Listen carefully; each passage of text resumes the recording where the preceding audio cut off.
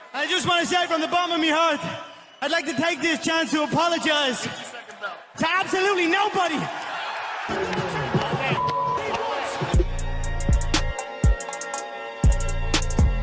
Oh, Great American Pillow Fight coming at you.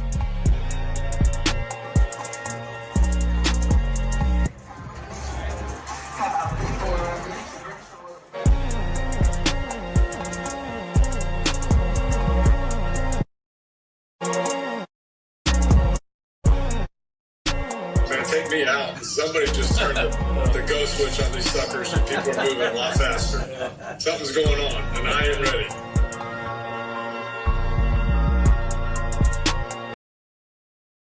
Now, from Suite 11 at Louisiana Downs Casino and Racetrack in some basement in rural Central Florida, it's the Jumping Offsides Podcast Network. Here's your host, Chance, JD, and Mike. Good evening, JD. Good evening, Mike. Episode 30. We're at episode 30 already off a big-time victory this past weekend. Woo!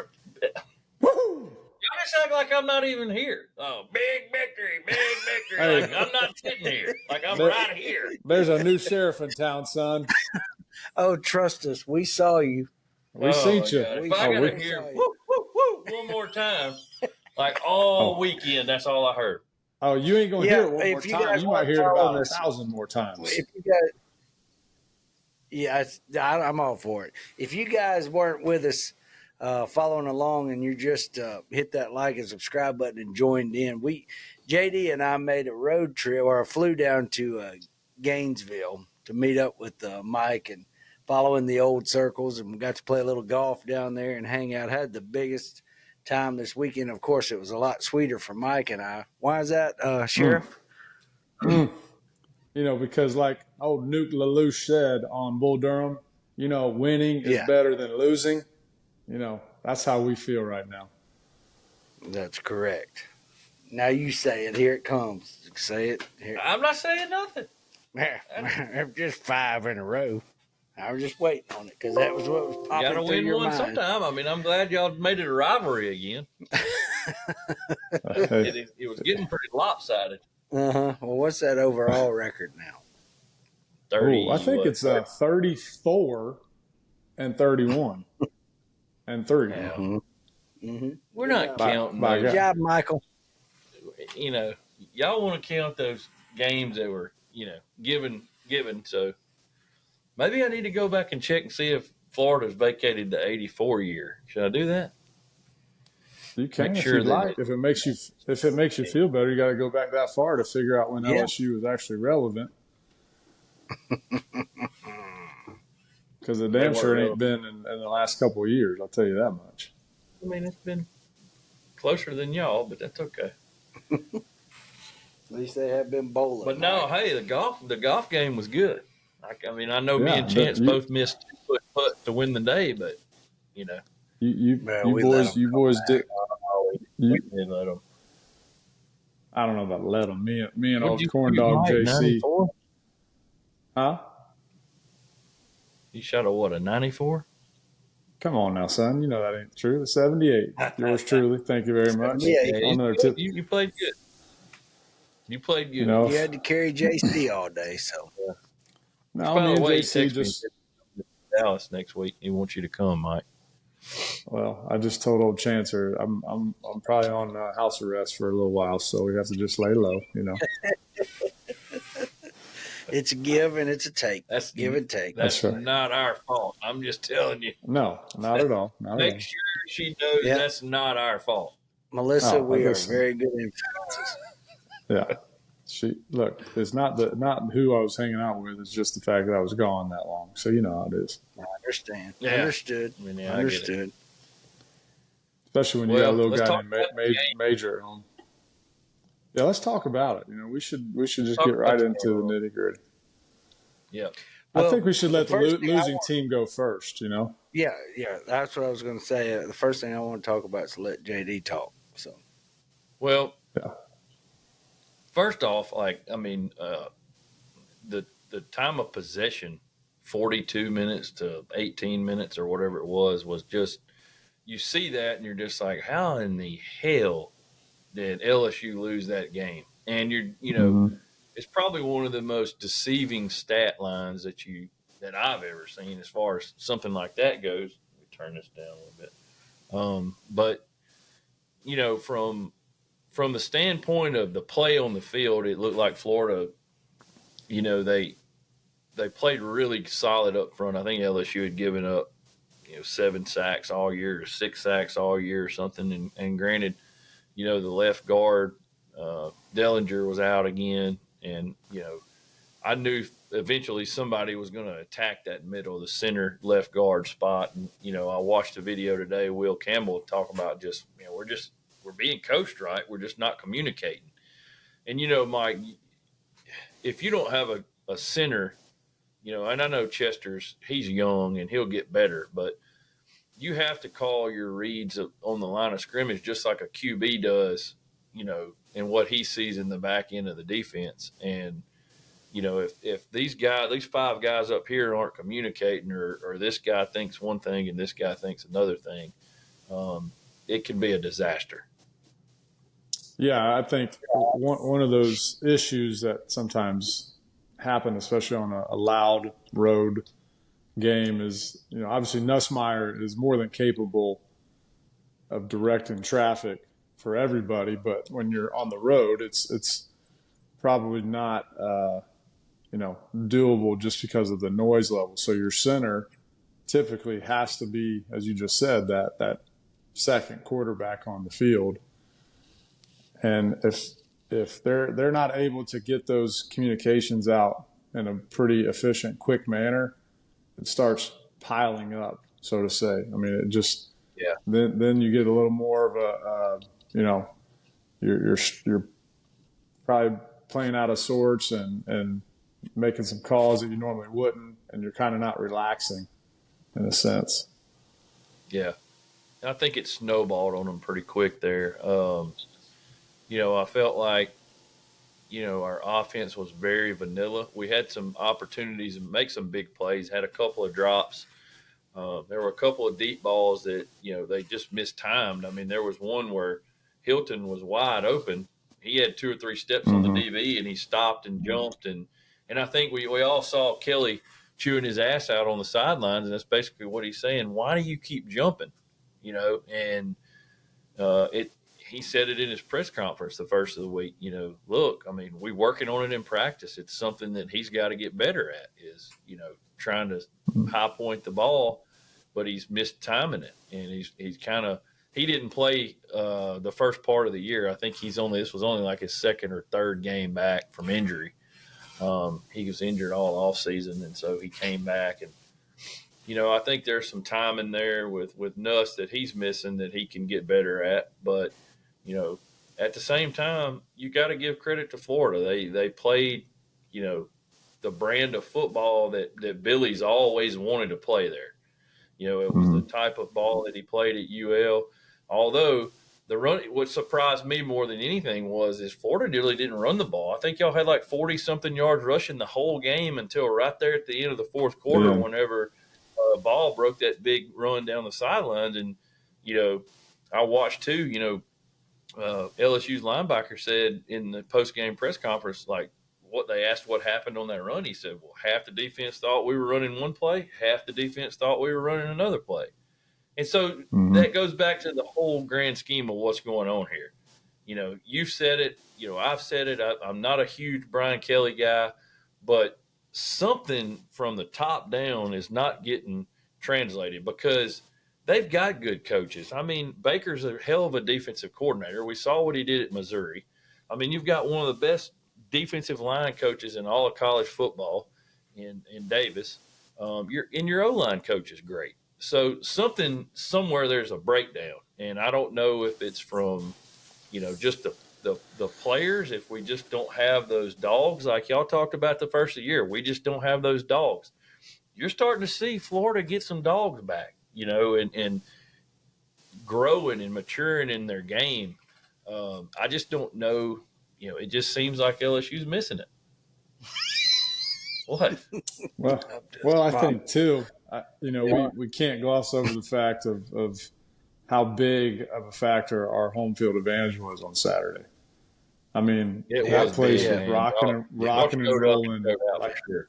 Yeah, I mean, that place was rocking and rolling like back in the old days, and you know, the crowd was engaged the entire night. And I think, again, that leads to some of that confusion, i.e., you know, half the team thinking one defensive call was made and the other half is thinking another one. And that just that noise level, and LSU gets it too when they're at home. I mean, it's a true difference maker. So I think our fans probably deserve quite a bit of the credit because, like you said, offensively, I mean, I remember turning to you. I think it was either midway through the third quarter or beginning of the fourth, and I pointed up to the scoreboard and I said, "Is that right?" And it was, I think at that time, it was like 32 minutes to 15 minutes of time of possession. Yeah, it's crazy. It was just nuts. But like you just said, I mean, that doesn't always correlate to a victory, but usually it gives you a pretty decent chance. What does Coach Spurrier say about stats? Something about assistant coaches and assistant coaches and losers. Losers, you used to say, but and that's not a knock. That's just I mean, and that's true because look at how lopsided that was. Y'all had us beating every category except turnovers. Yeah, true. And you only turned it over once. Yeah, so you know. It's just misleading. I mean, if you look at the paper, it's LSU kicked their ass all game. Well, and that turnover too was a junior, supposed first round draft pick that's not been taught to fall on the football when there's a fumble. You know, and you pick the ball up and run with it. That's right. And then you fumble it. Like I mean, that's true. I mean, big fella trying to tote it. Yeah, right. I mean, I get it, you know, but you just can't do that. The one time in my life I ever had the ball in my hands, I was looking for the sidelines as quick as I could find it. I promise you that. Right. I wasn't trying to. That was in the pros. I wasn't trying to gain a yard. I was just trying not to be killed. Right. Bunch of rabid dogs coming after that ball. They look like incorrect. Not. I tell you, when I had that ball in my hands, right now, this guy right here is trying to look like Rip Van Winkle, and you look like Jeffrey Dahmer with those glasses on. Rip Wheeler, tip of the cap. Chance Dahmer over here, ready to eat somebody. Yeah, Fats Dahmer and Fats Wheeler. I just tried to tell you, there's new sheriff in town, JD. New sheriff in town. The boys are back in town.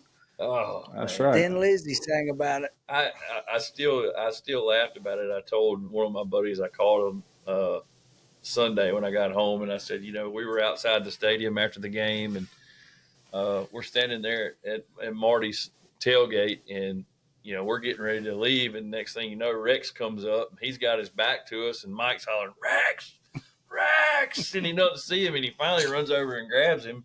They talk for a minute, and then he comes over and looks at me and is like, yeah. And he sees my shirt, you old bitch ass.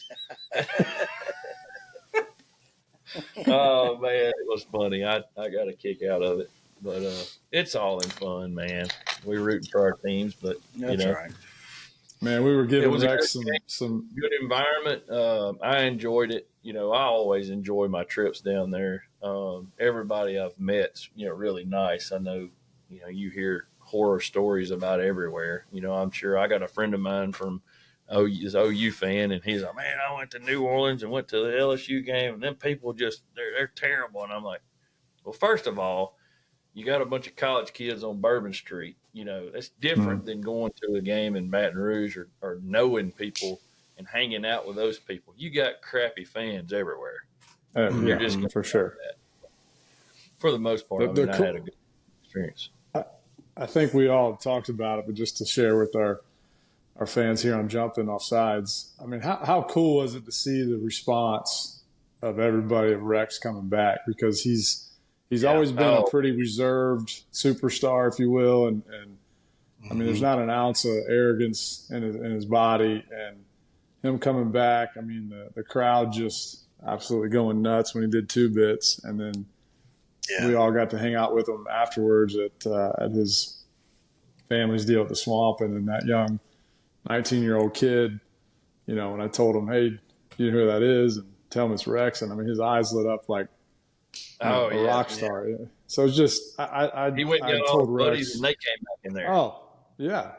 I mean, and then the mere fact just to kind of to keep making a point even better. I mean, guy comes back for 1 game, and me and Todd and AWOC were kidding him. We sent him a screenshot on the text string we're all on and say, guy comes back for 1 game, and they've already got a commemorative ticket that we can all get framed and get ready for Christmas presents. I mean, that's how much you know the Gator fans love him, and it was just great to see him back. And you know, just he's one of the all-time greats, and we need to see him around the place even more. Yeah, that's right. Love to have him back on the show too. I think, you know, for somebody like him, it resonates a lot with Florida's fans. You know, the fact that, you know, he got recruited by Spurrier. He comes in. He's not this highly touted, highly, you know, sought after kid, but Spurrier saw something in him in his tapes. And then, you know, the years that Brock was coming in and all this, you know, and he kind of talked to me and Chance about that. And I won't tell the story on here, but, you know, he just, you know, it was almost like he's a hard-working guy that, you know, it resonated with a lot of the fan base that, hey, look, this guy worked his butt off to get where he's at. And you know, when he got his chance, he did good with it, you know. Yeah. And so it's pretty cool to see him, you know, he's still a humble guy and, you know, doesn't meet a stranger and all that. So it's pretty neat to hang out with him for sure. Yeah, no, he's got that grit. You know, that'd be one characteristic I would definitely use to describe Rex, because he's a gritty guy. He's not afraid of competition. He's not afraid to do some of the dirty work, and you know he'll get in there and he'll talk some smack. You know, sometimes as when we were playing, you know, he'd be jaw jacking some of the defensive ends and D linemen. It was like, hey, you know, why don't you keep it down a little bit, Parge, because I'm trying to keep you clean on the backside. So he just, again, just a great teammate, great friend, and it was awesome to see him come back and get that response from the crowd. Mike, did you ever have an Ole moment, like where it's a lookout block or anything in college? Or no, I mean, I was just a big believer, and I think I don't remember when we were talking about it. If it was the three of us, or if we're, you know, all kind of, but you know, an offensive player, the way that they're motivated, maybe I think it was up in Phil Farr's office when we were talking about how the defensive guys are motivated versus the offensive guys.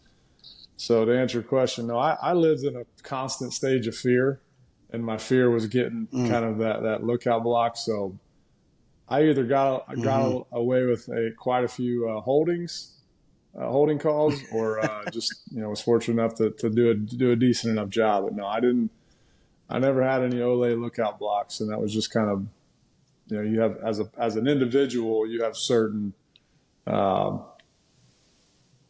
of game winning factors, if you will. And for me, it was to never have any whiffs, you know. So if I had to hold them, if I had to tug, if I had to maybe push that leg out from underneath them and kind of, you know, do some of the dirty stuff, just keep my guy clean, I was going to do it. Because in my head, look, I'd much rather get a 10-yard holding call versus have that guy carted off and have to go with a a backup or third string guy. So luckily, Rex never got any bad hits from my side. I enjoy all the football and I'll enjoy the talk, but, you know, I also enjoy you telling the stories, showing us where you lived in college, and just some of the pranks that y'all pulled on each other when y'all were living together and stuff like that. Because, you know, as somebody that didn't play college sports, you know, that's the kind of shit we did anyway. And just to hear that y'all were doing it too, you know, it's like, you know, it just kind of was like, you know, well, you know, it's pretty neat just hearing all that, you know. Yeah. I could sit there and listen to those stories all day. Yeah. I mean, just like every other knucklehead, 18, 19, 20-year-old, I'll call it young man in college. I mean, we're doing the exact same dumb stuff that you guys did. Sometimes it probably crossed some lines, and luckily, I think the variable that we had that maybe not an everyday college student has is, we've got certain guys who can essentially physically corral the other guy from killing somebody. So, in the instance when Todd and Brock would start ganging up like a pack of hyenas on Zach Sedalis, we were able to physically hold Zach back from ripping, Rex or Brock and Todd's heads off. So it's just stuff that even now we chuckle and laugh at and just sit around and sometimes tell the same stories. And then lo and behold, when we're all sitting around at a hotel, whether we're doing a charity football clinic or, getting together for like a, Gator golf scramble, somehow or another, somebody starts pulling out the old pranks, and then those angry juices start flowing again. So it's like right back to being 18, 19-year-old again. And except this time, some of us, as we've gotten older, we just kind of look over and say, hey, you know what? Go ahead and kill him. I don't care now. I'm not getting mixed up in that. Did anybody ever get hurt or injured doing anything like that, and then you had to go tell coach or anything, and his reaction to that? No, I think we always kind of tried to be safe in that regard. Because typically it involved either hiding somebody's clothes. I told you guys the story of, my wedding day. We're getting ready in like the church choir area, and Zedalis is walking around with no pants and just his socks on, and we're like, Zach, we're fixing to go out. He's like, I don't have my clothes. I don't have them. But, he's getting all frantic, and then you got little, Tweedledee and Dumb, Tilo and Brock just sitting over there in the corner giggling and it's them.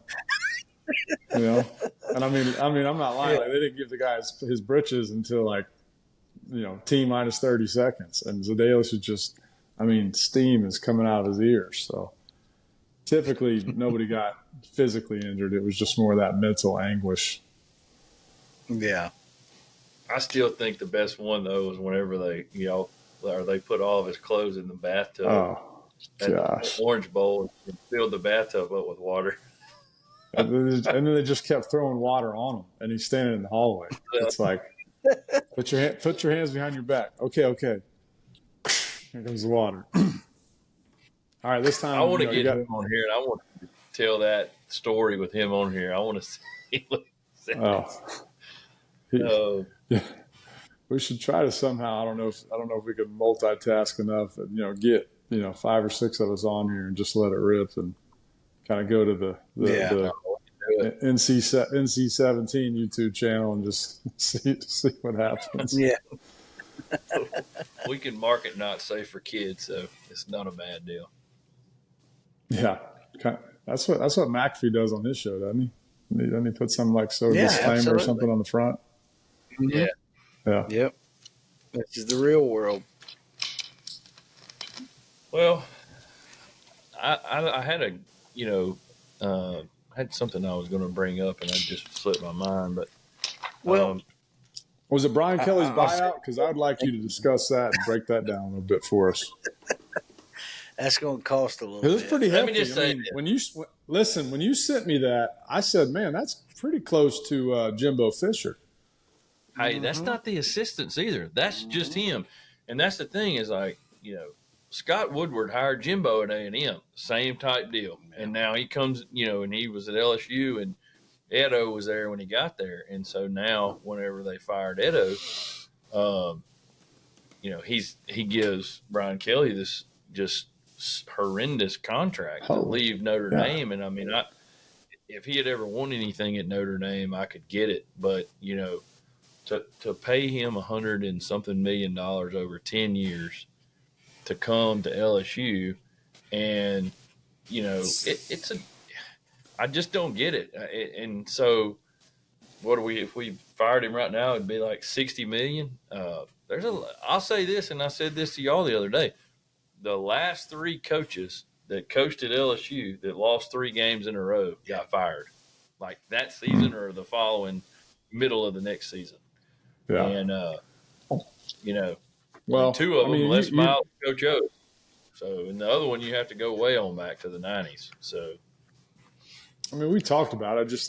I think the guy can recruit. I'll give him that. I think he's kind of a front runner, come out of the gate strong, however you want to term it. But you name me when he's won a really big game or a meaningful game. I don't know when. I mean, honestly. I mean, obviously, he had a great run at Notre Dame, and they went to the Natty, but when they got there, it was kind of like FSU and their bowl game last year, just not even in the same caliber. So I've yet to see him really show me a reason of why I would want to build my program around him. yeah. Yeah. Just because Well, I think that, I just can't think of a really big game and a meaningful game he's won.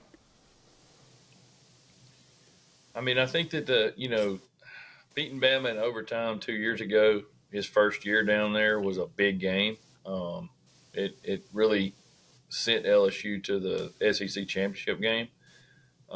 We got there, we knew we didn't have a shot against Georgia. Our defense was terrible. It was like 126th in the nation.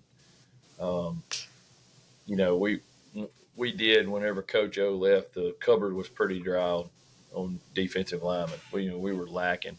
And I think that was where we were lacking at for a while, and our offensive line played a lot better last year. And, for the first part of this year they did. And, you have a couple of injuries. You have, some coaches on the opposite side that take certain things away from you as an offense, and you don't adjust to it. And that's been my biggest thing, is I just feel like when one thing gets taken away, it seems like, Sloan is just not adjusting to that one thing and trying to attack somewhere else. I mean, we talked about this during the game the other night, Mike. I mean, Florida run a too high all night. And I mean, you can't do nothing. I mean, you have to use your tight end over the middle. And, like you said that one time, y'all got mad. Tight end's always open over the middle, and I don't think that we're using that enough. So, but, enough of that. LSU's a dumpster fire at 6-4. I feel like Woodward's turned us into Texas A&M, as bad as I hate to say that, and it sucks. Because I've called them Texas 8-4 since they joined the SEC, and now here we are 8-4. They're going to be 8-4, I guess, maybe. I mean, we got to get by Vandy and OU. I don't even know if we can win those 2 games. But anyway, let's talk about Lagway. Florida is a different team with DJ Lagway. I don't care what anybody says. I mean, you beat Georgia if he plays the whole game. And I feel pretty comfortable saying that you put him in on the goal line or in situations there against Tennessee, you probably win that game. I don't know going to Texas how that would have fared, but it would have been a completely different feel for the team going down there knowing you got your best guy behind center, under center, or whatever. What I was surprised with was his ability to throw the ball down the field and step up in the pocket. And, he didn't run the ball. And so, he's been big about that. But I was really surprised. I mean, there's a reason why y'all have seen recruits the last 4 or 5 days start committing, and I saw one guy, they were asking, why are you looking at Florida now? And he said, one answer, DJ Lagway. So I think Billy's got it going in the right direction. I do too.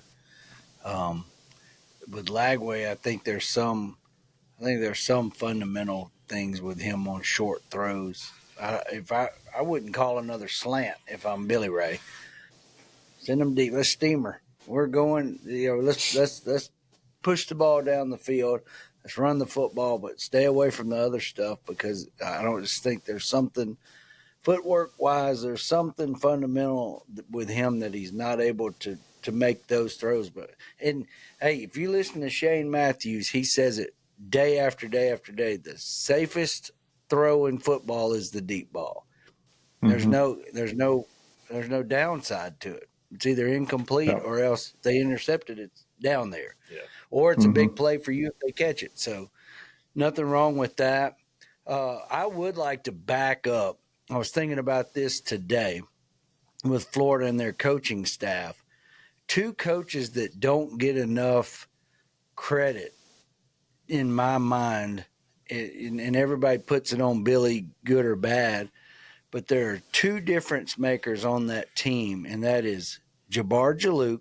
You've heard me say that the running backs coach, and then the DB coach, Will Harris.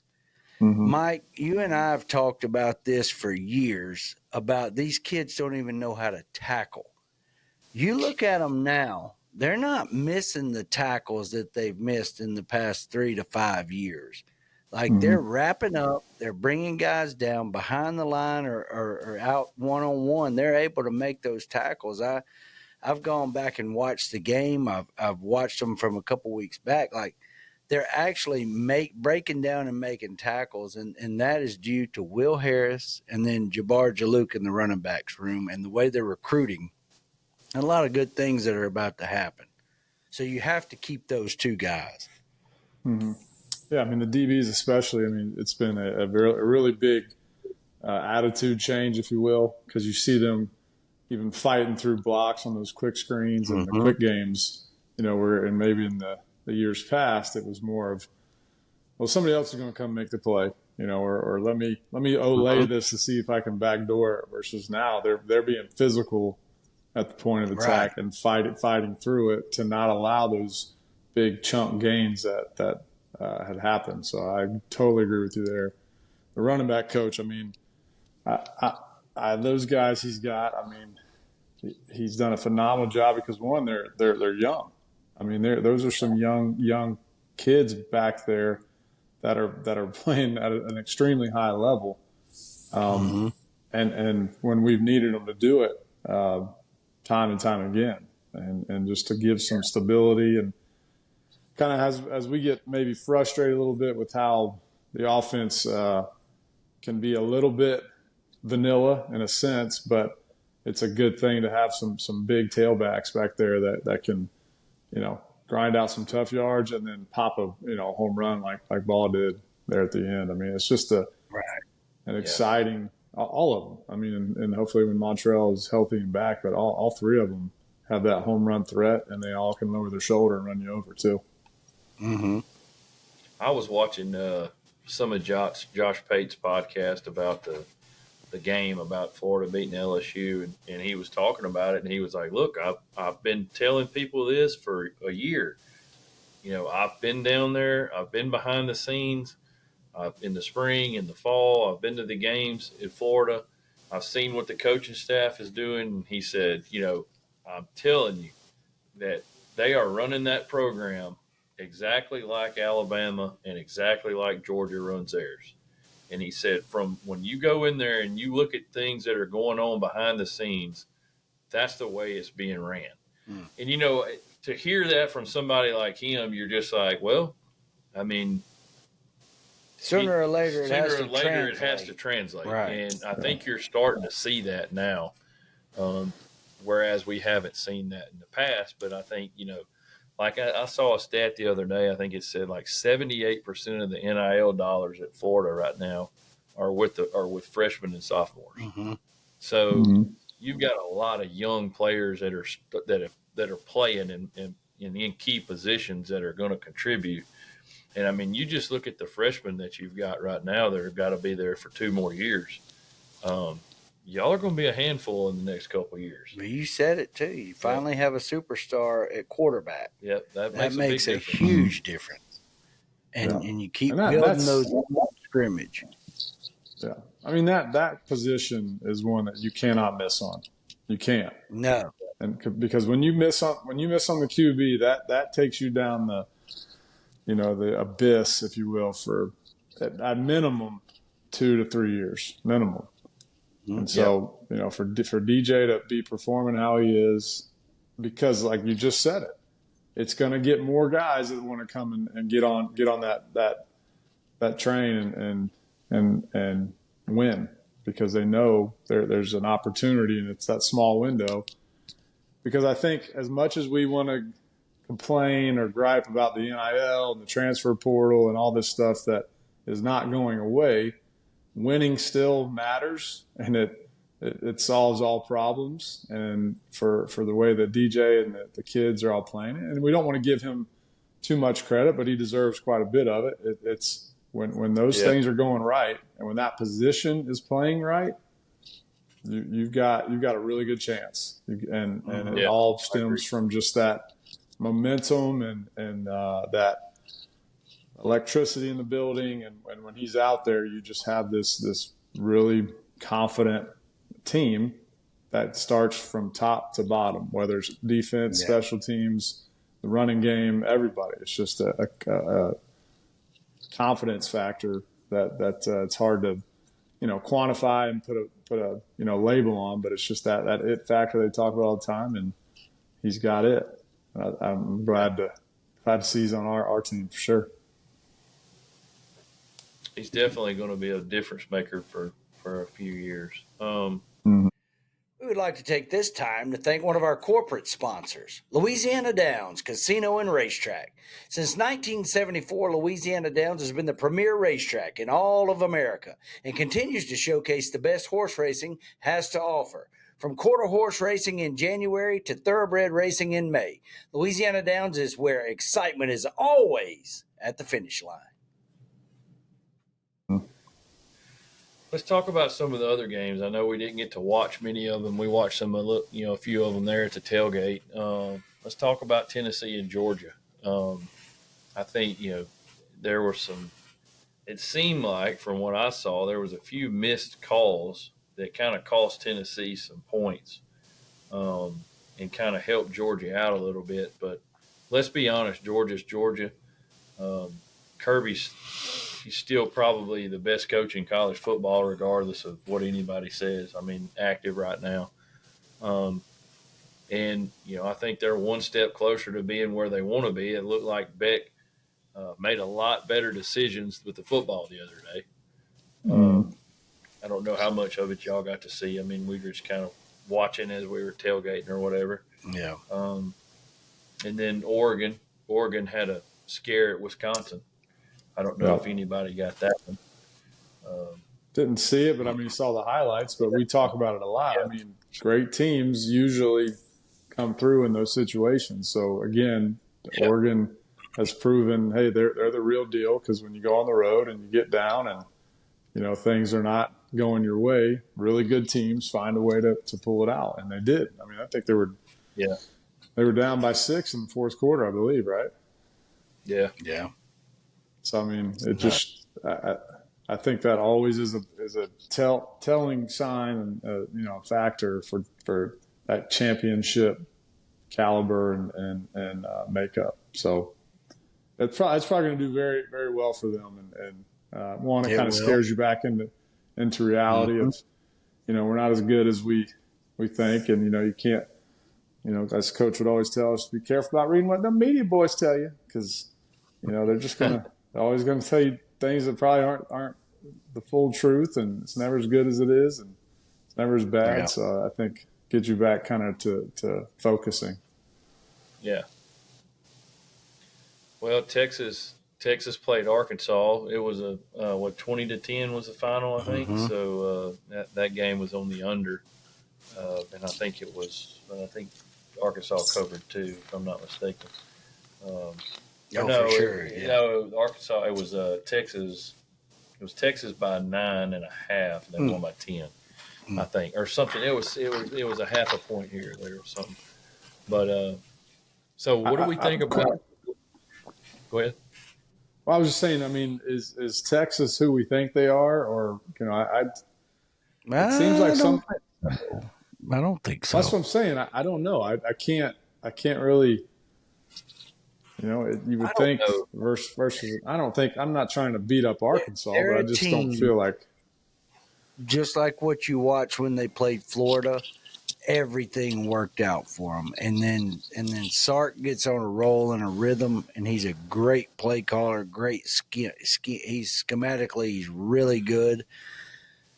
So, I still don't think they're I don't think so. Here's the deal with Texas, and this is what I've noticed in their games that they've won, and they've really been able to score points this year.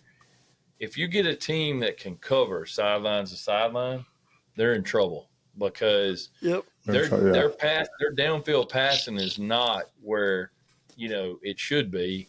For a team that's top 5 and potentially winning a national championship. I think that when they played Wisconsin last year, it was the same type thing. When they finally got on the field with somebody that could match their speed, that they didn't do as well. And they're going to have to show me a lot in the next few weeks because they got to go to A&M in 2 weeks. A&M's going to hit them in the mouth. Texas is going to, A&M can match them speed for speed. On the outside, they got good DBs, linebackers, defensive line. Texas is going to have some kind of downfield, threat, and they're going to have to run the ball. If they can't run the ball against A&M, they're in trouble. So, to me, looking at it, Mike. I don't know if they're who we say everybody thinks they are, and the reason I say that is because they've probably had the easiest schedule of any team in the SEC this year. I mean, if you put them at OU schedule, are they still where we think they are now? Right. I mean, because OU's had a gauntlet. I mean, Florida and OU have had by far the 2 toughest schedules in all the SEC. Yeah. Because if the season ended today, it would be Texas versus Georgia or who? No, for Georgia got SEC. beat by Bama, so it might it'd be Texas versus Bama. A&M. It might be Texas versus A&M if it ended today. Yeah. Well, it might. Bama got beat by Vanderbilt. It kind of depends on who you got beat by, where there's a lot of tiebreak. Yeah. So it might be Georgia. It might be Texas versus Georgia, and Texas doesn't want to play them again. But I don't know. I don't know who it's going to be. I think that. Who do you think is going to play in the SEC championship game if you had to pick? Not who do you want, but who do you think right now? If I had to pick right now, it'd probably be Alabama and Texas. If I was a betting man, because who does Bama got this week? It's a little children of the poor school. Wofford or somebody. I can't Mercer. remember. They played Mercer last week. Okay. So I can't remember. I know that, they got Auburn next week. So let's just say Alabama wins out. They go in with 1 loss. Their only loss was to Georgia. They had 2 losses. Remember they had 2. They beat Georgia. That's right. They're only. But I think you're right. They'd go to the game because of the tiebreak versus Georgia. Yeah. Yeah, they'd go to the tiebreaker, but they got beat by Vanderbilt. They've got the 1 conference loss to Vanderbilt, and who else did they lose to? I can't remember. Shoot. No, it wasn't Ole Miss. It wasn't South Carolina. Who did they lose to? Vandy? Well, they lost to Vandy, but they lost to Vandy. Was it Tennessee or no? Yes, that's who it was. It was Tennessee. Yeah. You're right. You're right. That's right. Yeah, it was Tennessee. It was Tennessee and Vandy. So now Tennessee's got 2 losses in conference. Right. So it's a quagmire at the top of the SEC right now. And, I think we've got 2 weeks to kind of sort some of it out. There's definitely going to be a tiebreaker involved on who goes to Atlanta. I mean, if Texas wins out, then Texas is going to be there for sure. And then it'll end up being a tiebreaker between Georgia, Alabama, A&M, and Tennessee. But so here's go ahead. The other interesting point, or we could discuss it maybe at another show, but, does the onus of winning your conference carry as much weight and demand anymore with now the playoffs being expanded? So, granted, if you win your conference, you're automatically in. So you don't want to ever pass up on, that golden ticket of an automatic into the big dance. But now, case in point, are you better being kind of an Ole Miss team to miss out on the conference championship, be ranked 10th, get into the big dance with an extra week of getting healthy? So I think that's going to start factoring in. I don't want to say they're going to start sitting out kind of like they do in the NFL, where hey, we're in the playoffs. That's all that matters, because winning your conference is still a big deal. But I would just be curious if there is some jockeying in a sense. Because, I mean, if you're not going to win the SEC, then you just need to make sure you come in top 10. Yeah. Well, and it goes back to your point about, should we even have a conference championship game anymore? If you're trying to get more than one team in the playoffs, why are we playing out of conference games? I wouldn't, if I was an AD, I wouldn't schedule them. I mean, you schedule. I would say teams. I would love for the great Roy Kramer, who came up with all of this. I mean, that guy was a mastermind. To see what his opinion would be now with the way the playoffs is and set up. That'd be a great question that I would love to hear his answer on, because, I mean, that guy was a genius and a mastermind back in the early 90s when he came up with the first conference title game, to give that extra game to the SEC, to give us some chance to have another voting, week, if you will, with the writers and AP polls. And then everybody started following suit. So now it'd be interesting to hear what his take would be on should we now eliminate the conference championship game, because you could start cannibalizing each other and knocking each other out of a spot. I mean, if you go to the Atlanta with two lost teams, okay, when you get one game, one team wins, one loses, they got 3 losses. And you've got 2 other teams sitting there with 2 losses. They get who's in? Who's penalized and who's not? If Tennessee's there with 2 losses, Alabama goes and Alabama plays Texas, and let's just say Texas has 2 losses by then, and Alabama loses.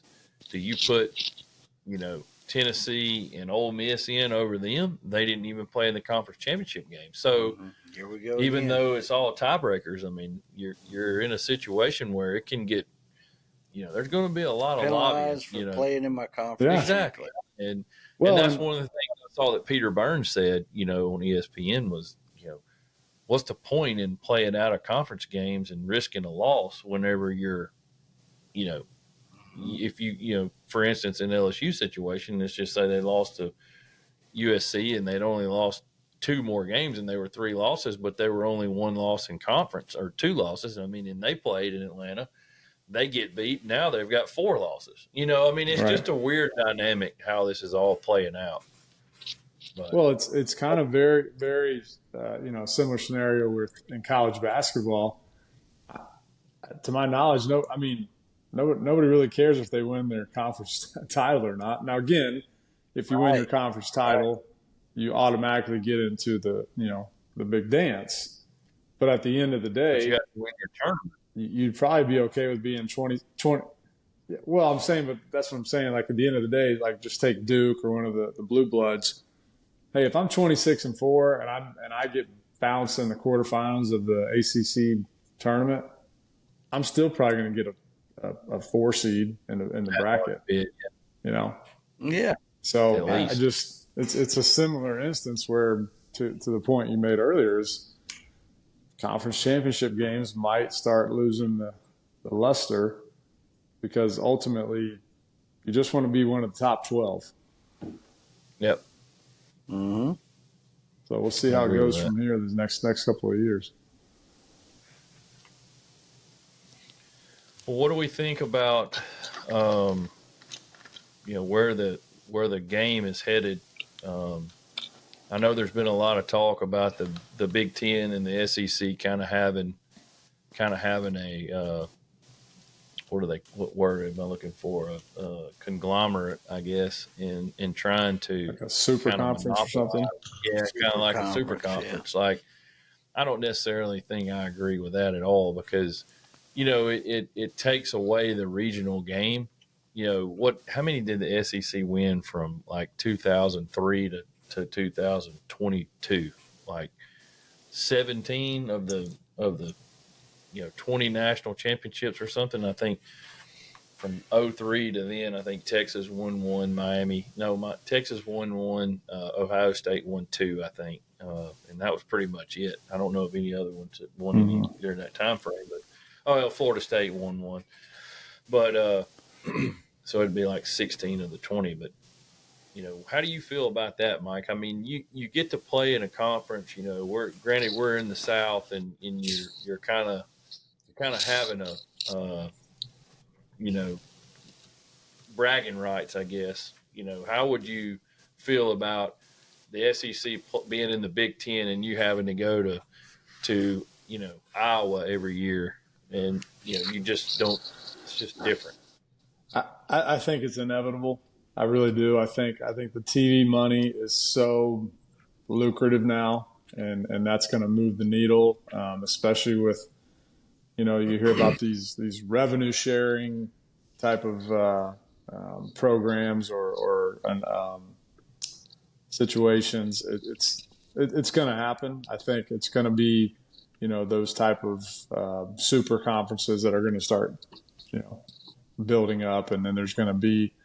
I think it's at the end of maybe in 5 years, it's going to be a similar, let's call it a NFC or, split the country in half, and it's going to be this NFC conference, right. AFC conference, very similar to the NFL, I think, and they're going to have a commissioner, and they're going to have a salary cap, and on and on and on. It's going to be, pretty much another professional league with, 18 to 22-year-olds. Yeah. Mm-hmm. Yeah, that just sucks, because it seems like they're ruining the game to me. Yeah. It's amateur sports is basically what it is, and they're making it a professional sport. But like you said, I think it is. But I mean, then you have money in college football. Yeah, it's gonna. I don't know, ruin's the right word. It's gonna affect it. Let's say that. But then, case in point, I mean, you saw the same type of college atmosphere that we all love and enjoy on Saturday night this past weekend. It was big. How awesome! So I field. Oh, I know Mike. I don't know if I want to go. I don't know if I want to. Thanks to Fleetwood. Thank you, Fleetwood, for getting us another pass. Thank you, Phil. Phil too, for getting us that extra Daddy pass. Phil. I know Fleet was a little stressed out there for a minute, but Phil and I were laughing about it.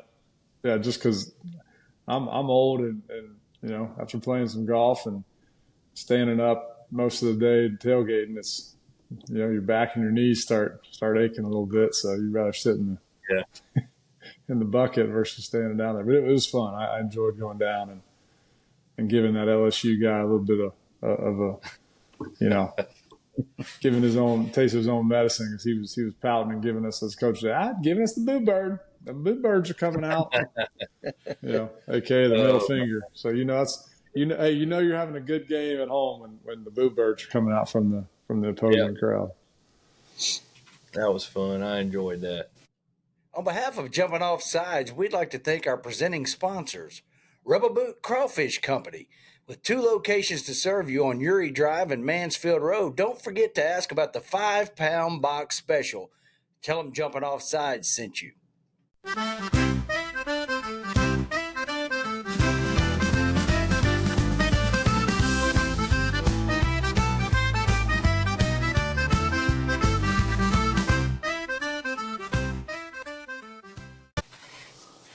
Well, do y'all want to get into this pickles, boy?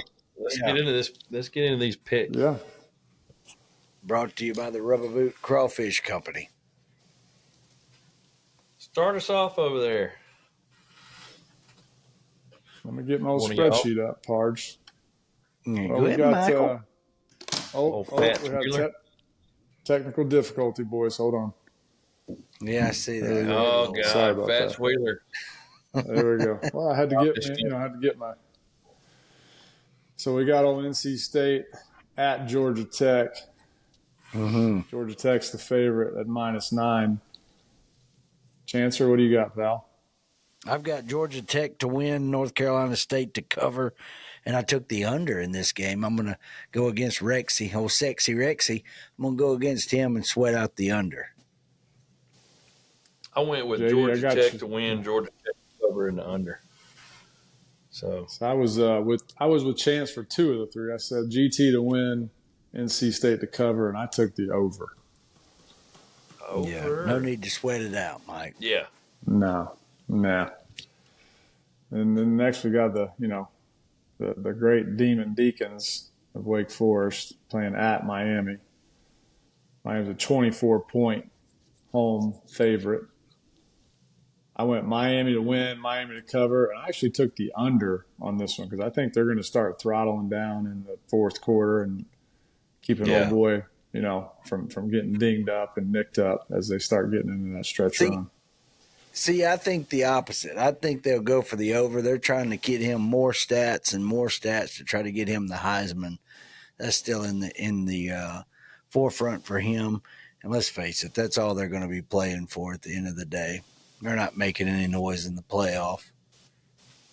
I took Miami, I took Wake, and I took the under. 24 is a lot. Even though Wake's not that good this year, I'm kind of like Chance. I think that Miami's going to kind of try to save their guy, or Mike, I'm sorry, not Chance, but I think that Miami's going to kind of start trying to save their guys a little bit. Maybe not try to rely on Ward so much and run the ball a little bit, but that defense is still kind of shitty. So I think Wake's going to score on them.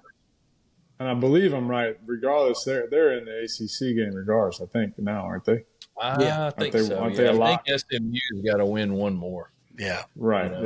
But I think they're a lock for one of the slots. I don't know. I think they're in it. Yeah, I think SMU's in it. Are both of them already a lock? So it'll be Miami versus SMU. Yeah. So speaking of SMU, they got SMU at Virginia Tech. They're 9.5-point road favorite. What do you got, Mr. Chancellor?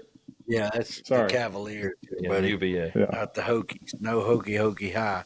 I took SMU to win, Virginia to cover, and the over in that game. Thank you very much. I did the same thing. Same thing, but I took the under. I went the under on it. Yeah. So we weren't riding in one accord, Champ. We're in the Honda that We're time. not in the Go to that Army backseat Notre of the Dame Honda. game. Yeah, let's skip to the Army Notre Dame. Army is at Notre Dame, undefeated Army 9-0 versus 9-1. Yeah. Notre Dame. Notre Dame's a 14.5-point home favorite. What do you got, Saints? Yeah, well, let me ask you this before we talk about that. That game with the 14.5 is a lot of points. Do you think that Navy game is playing into this with Vegas to put those points out there like that because Notre Dame housed Navy when they played? I do. Do you think that because we're talking about a 9-0 Army team, and I like the way that Monken has them rolling. So yeah, but you know how it is with these service guys. They hang tough for about a quarter and a half, and if they can't get some early points going, then that's when it just it's like the levees break. So yeah. Well, you asked, so I'm going to tell you. I took heavy on the gas, Jim. Army, and over.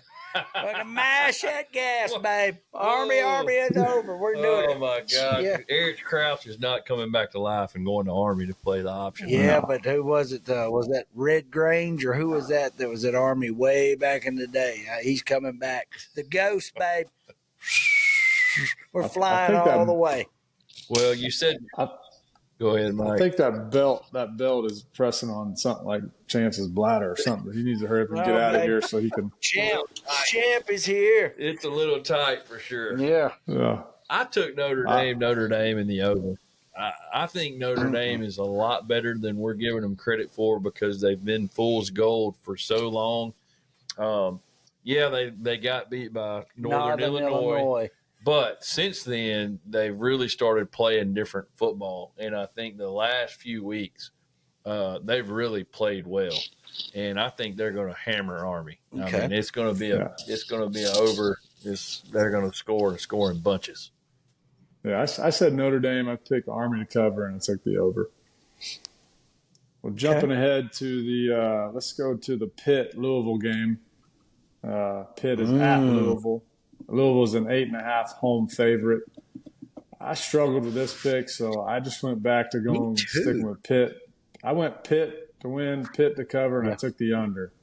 And that's a pure just gut call. I didn't have any I you know, struggled. real I struggled stats too, on and it. I couldn't understand why points were so high. Well, I think maybe if Holstein doesn't play, Pitt's Yeah. a different football team. You're right. And so Right. Yeah. he went out last week. He's probably not going to play this Yeah. week. So that's why I picked Louisville. Now I picked Pitt to cover because Me you too. never know, but I picked the under also. I picked the So, over. Lou yeah. Pitt over. I just don't think Pitt can score points with Holstein out of the game. You're probably right. No. All right, let's get to the BYU at Arizona State. Arizona State is a 3-point home favorite. I went ASU to win, Yeah, ASU to cover, and I took the over.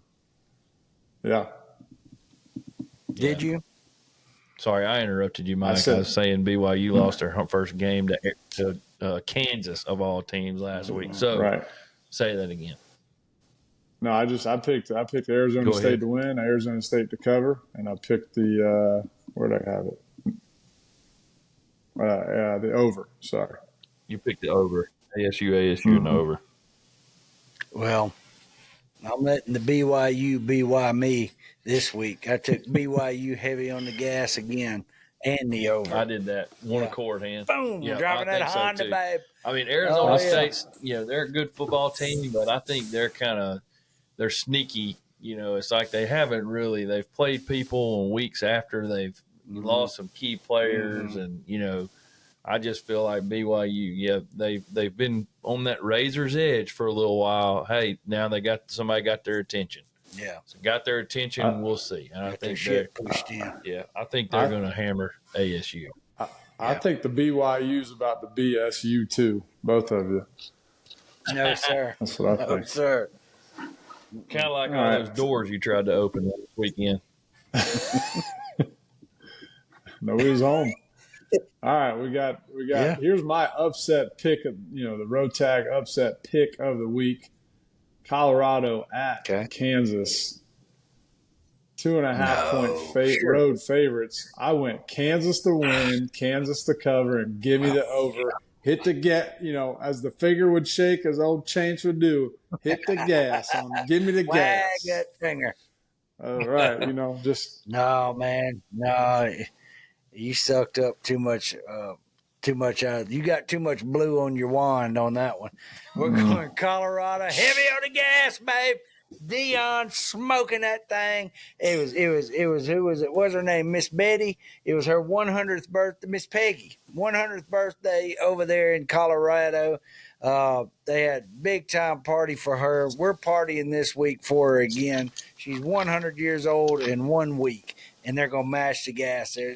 Kansas, that was a fluke deal, Mike. I'll kiss a good man's ass if Kansas beats them. We have That's lost all control right here tonight, JD. It's just we have just good gracious. I don't know. I picked Colorado too. I picked the under though. I think that this game's one of those sneaky games where you're just like, man, it should be on the over, but then it's like a freaking 20-18 game. It's like, how the hell does that happen? Right. But I think Colorado will cover. But I think it'll be on the under. Okay. Well, let's the next skip one's ahead a big one here. Let's talk about this next one. Who, A&M? Let's talk about number. Yes. Look at the How spread is that a big one? That's a joke. That's going to be a joke game. Number 15, Texas A&M going to Auburn. They're a 2.5 point favorite at Auburn. What? Only what 2.5. is so big about this game? Well, that's exactly. Vegas. They don't get everything right.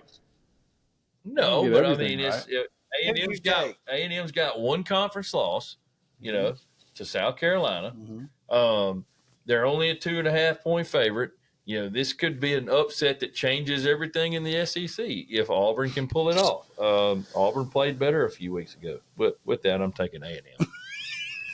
Yeah. I was just saying, if you're going to say you're picking Auburn, you're the reason why the Vegas lights keep getting brighter and the buildings keep getting bigger. You sucker. Just like Rex told you. Just like Rex told you after the game, you dumbass. You dumbass.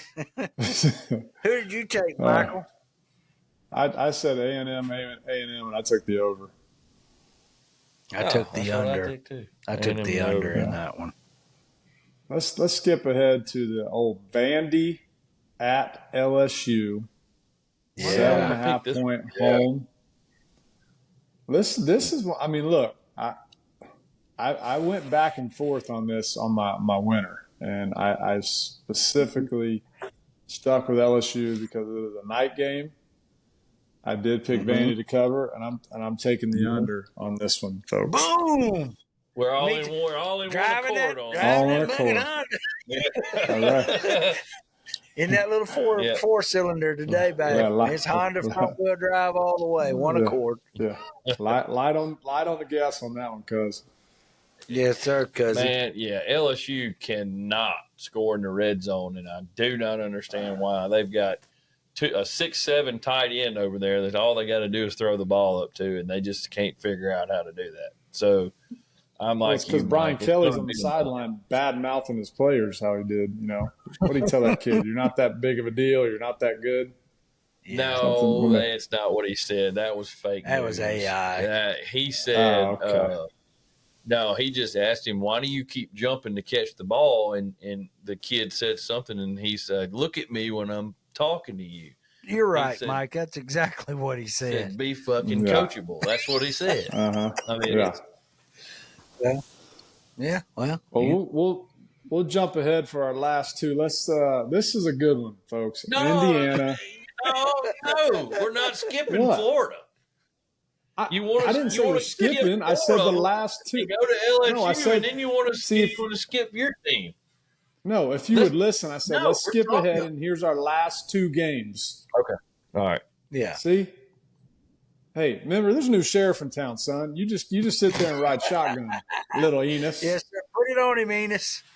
Little Enos. This big Enos talking here, okay? So we got Indiana, 10-0, at the Ohio State, who are 13.5 point favorites. Yeah.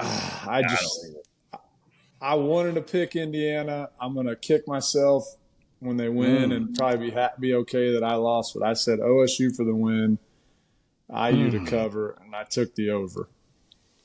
Damn, Mike. I did OSU, Indiana to cover in the under.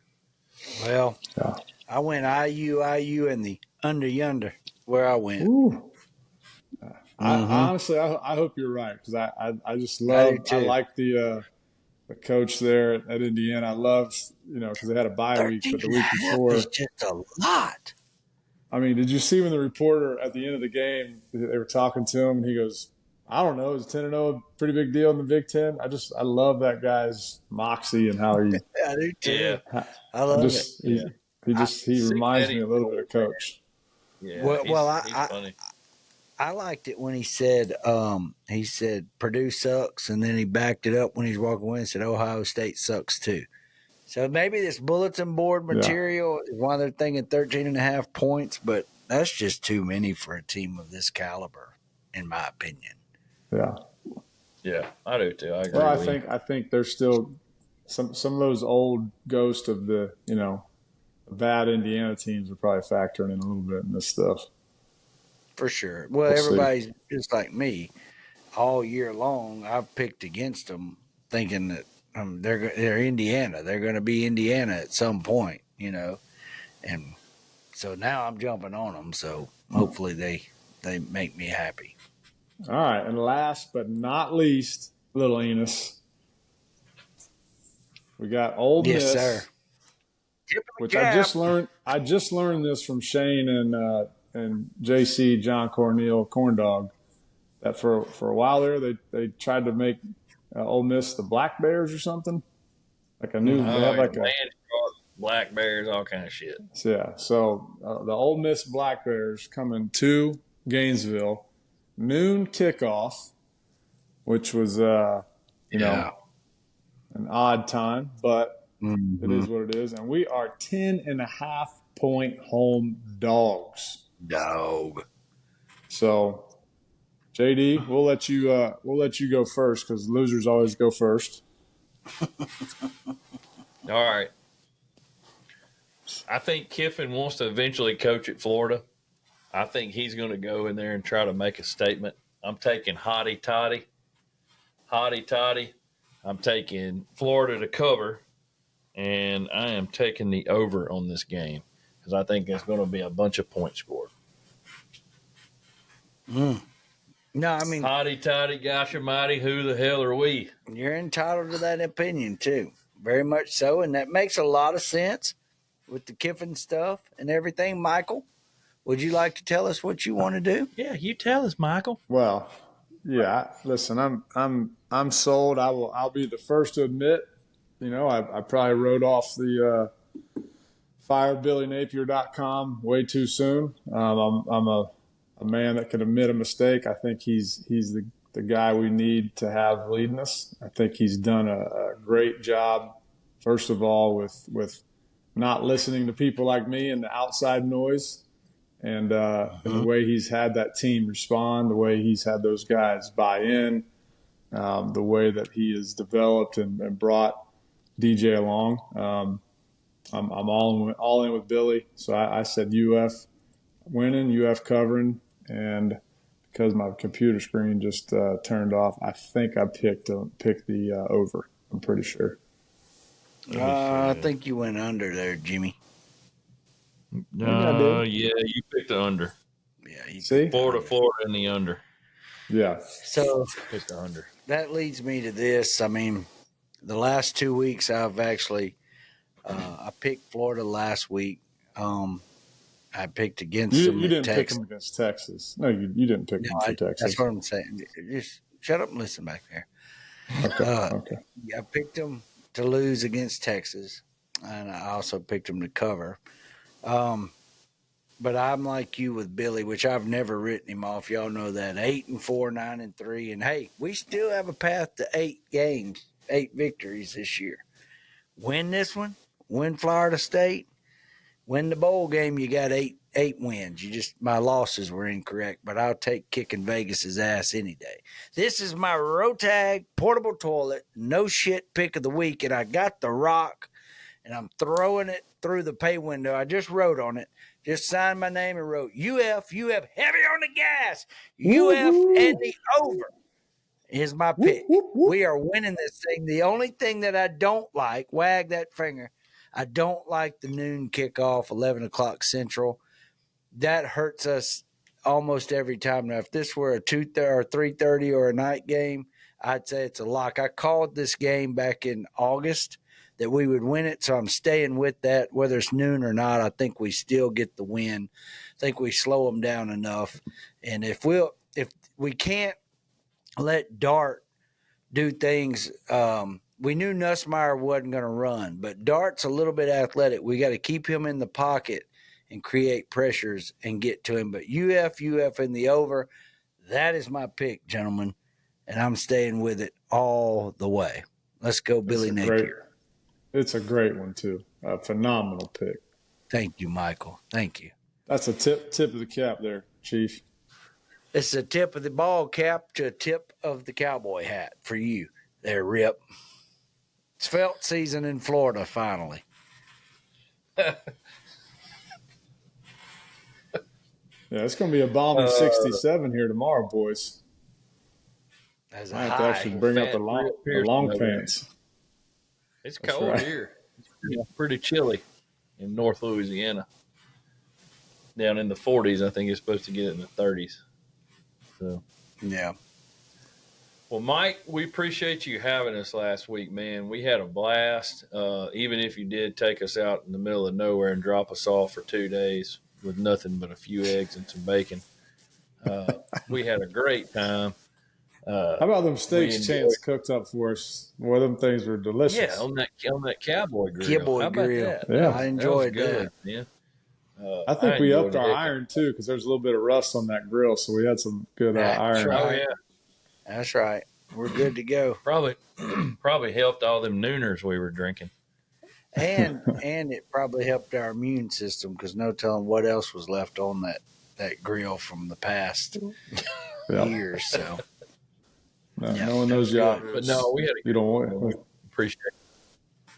No, we enjoyed having you down. To us. No, we're looking forward to making the trek up your way next year to watch the Mighty Gators do it again, Chance. 2 in a row, Bubba. That's right. 2 in a row, Yep. babe. 2 in a row, We'll back see. to back. We'll see. But anyway, for Jumping Off Sides, episode 30, my co-host is Chance and Mike. We appreciate y'all tuning in, and we'll see you next week. Thanks, guys. Hold on now, Chance. You got to say your patented finish. As we always say here at Jumping Off Sides, strive for perfection. And Michael, what are we going to do? Attain excellence. Obtain it. God, settle for excellence. Dumbass said, strive for perfection, settle for excellence. You know, we're never going to say it right. We just want to piss you off. Well, apologize to Shula, would you? I just want to say from the bottom of my heart, I'd like to take this chance to apologize to absolutely nobody.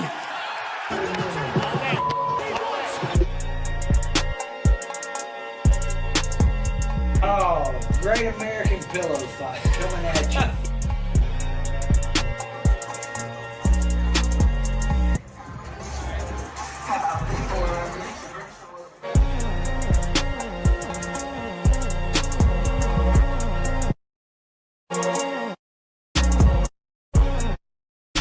Man, take me out. Somebody just turned the go switch on these suckers and people are moving a lot faster. Something's going on, and I ain't ready.